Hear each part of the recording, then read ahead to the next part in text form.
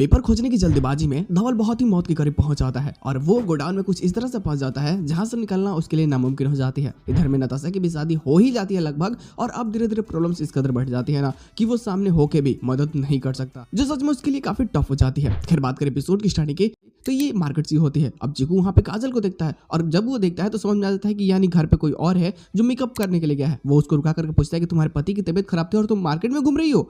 तो अब ना चाहते भी वो तो भाई धवल ने बोला होता है कि वो एक लड़के से प्यार करता है जिसके भाई मतलब उसको बिल्कुल पसंद नहीं करता और आप उसकी ही मेकअप करने जा रही हैं, तो प्लीज़ मुझे जाने दीजिए। अब जब ये बोल देती है हाँ हाँ ऐसी बात है करके वहाँ से भाग जाती है।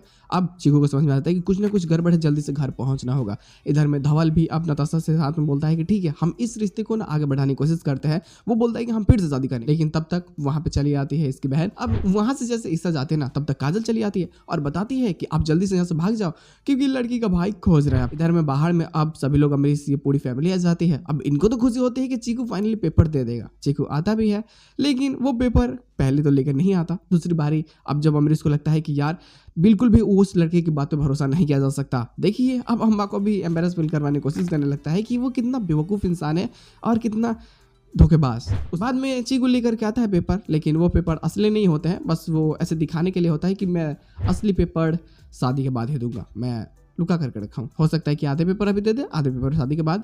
अब ऐसी बातें हो जाती है ना, तो जिस कारण कहीं ना कहीं ये लोग भी फंस जाते हैं। अब धवल भी फंस जाता है कि जब तक शादी होगी नहीं तो पता नहीं चलेगा कि आखिर पेपर है कहाँ पे। अब नताशा की शादी भी होने लगती है, अभी चली जाती है खोजने के लिए क्योंकि अम्बा उसको मैनिपुलेट करती है। अब उसको मतलब इमोशनली ब्लैकमेल करती है कि तुम जाओ पेपर खोज करके लाओ, तो वो जाती है उस गोडाउन में और धवल भी जाता है। लेकिन जब खोज रहा होता है तो गलती से सीमेंट की बोरियां इसके ऊपर गिरती है और ये वहीं पे दब जाता है।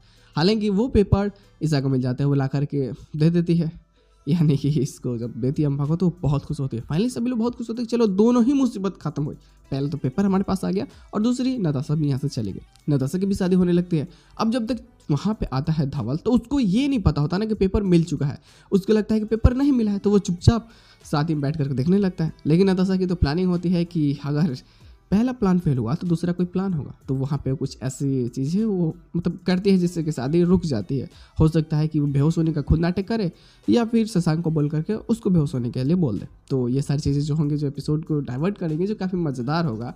लेकिन ये पेपर का खेल जो आखिरकार ख़त्म हो जाता है ना, सच में बहुत दिल को सुकून देता है। अब इसके बाद में वापस से जब मखमराज अपने घर जाते हैं तो फिर से बदला लेने की जो कहानी इनकी होगी ना, मज़ेदार तो होगी ही क्योंकि चीकू को परेशान तो करेंगे ही करेंगे। इतनी शांति से भला वो कैसे छोड़ सकते हैं। मज़ा सच में आने वाला है, बहुत ज़्यादा बेहतरीन होने वाली है। तो ये एक्स्ट्रा प्लॉट देखने को मिलता है तो बातें जरूर कर लेंगे।